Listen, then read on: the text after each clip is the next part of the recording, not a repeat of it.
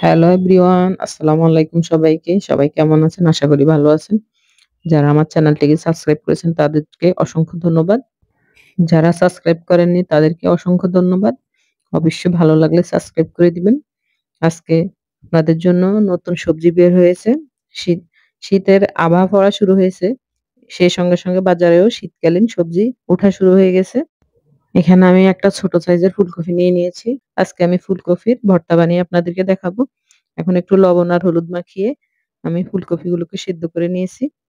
এখন মরিচ মরিচ ভেজে নিয়েছি এবং ফুলকপিটাকে একটু আমি পানি যেন সরে যায় সেজন্য একটু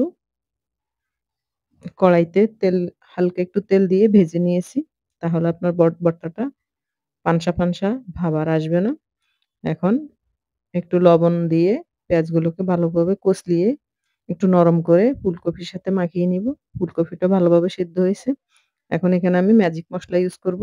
যেন একটু মাসালা ফ্লেভার আসে।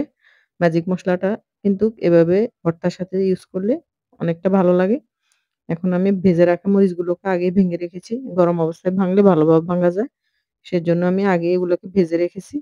এখন আমি লবণ, পেঁয়াজ এবং মরিচগুলোকে মাখিয়ে সাথে একটু সরিষার তেল মাখিয়ে ভালোভাবে ভর্তাগুলো আমি রেডি করে নিচ্ছি।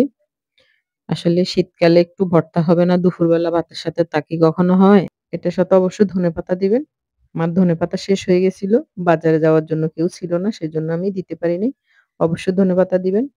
তাহলে অনেকটা আরো টেস্টি লাগবে এবং খেতেও ভালো লাগবে, দেখতেও অনেক সুন্দর লাগবে। ভিডিওটি ভালো লাগলে অবশ্যই লাইক, কমেন্ট, শেয়ার করবেন এবং আমার চ্যানেলটিকে সাবস্ক্রাইব করে দিবেন। সাথে থাকা বেল আইকনটি অবশ্যই অন করে দিবেন যেন নিত্য নতুন ভিডিওগুলো সবার আগে পেতে পারেন।